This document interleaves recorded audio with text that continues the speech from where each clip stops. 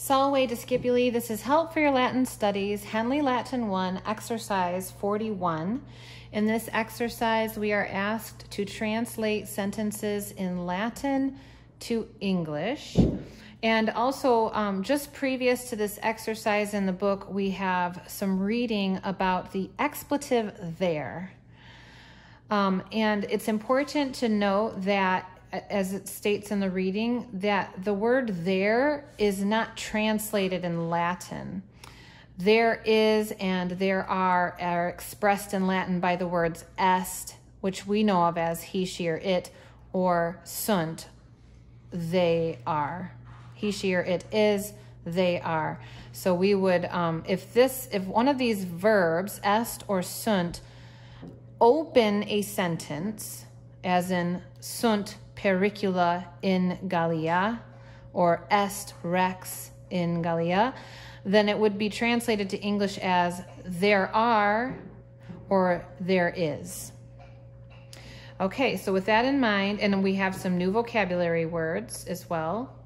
So with all of that in mind, we're going to make our way over to exercise 41 and start with number 1, which begins with the verb sunt. So right away, I would assume that would be translated to English as there are. Okay, so there are what?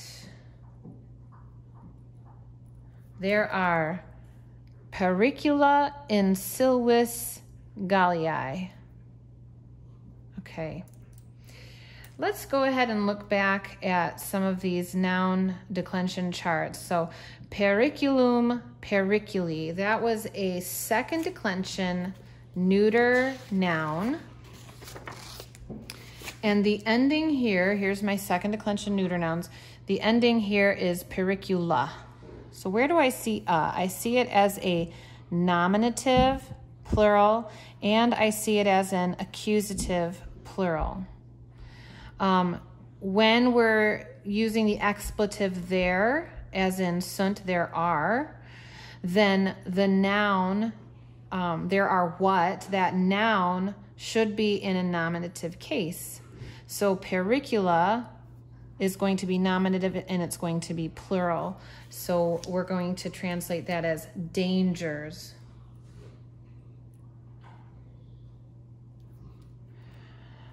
We could also say that this would not make as much sense in English, but it might help something to click for you. We could also start the sentence saying dangers they are. Okay, so that's why dangers would be considered the subject of the sentence, there being an expletive. So dangers are, okay, dangers are what? I see a preposition in, which means in, and this particular preposition takes a noun in the ablative case. So the next noun I see is silvis, which is from the first declension for silva, silvi, which means forest. So now if I go back to my grammar book, flip to the first declension, I see that silvis is a plural ablative noun. In the forests, okay, so now we would write, there are dangers in the forests. And then the final word of this Latin sentence is Galliae. Okay, so that is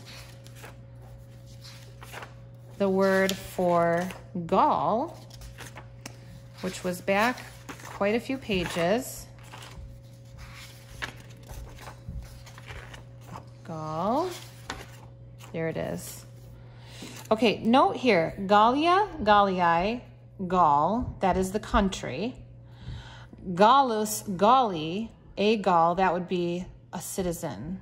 So in other words, America is the country, and American, an American is the citizen. In this case, the form is Galliae, putting it in the first declension, Gallia, Galliae, which means it's talking about the country. Okay, so now back to my first declension Okay, sunt pericula in silvis Galliae. So back to my first declension.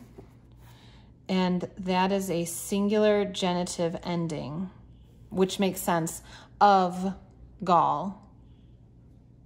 There are dangers in the forests of Gaul.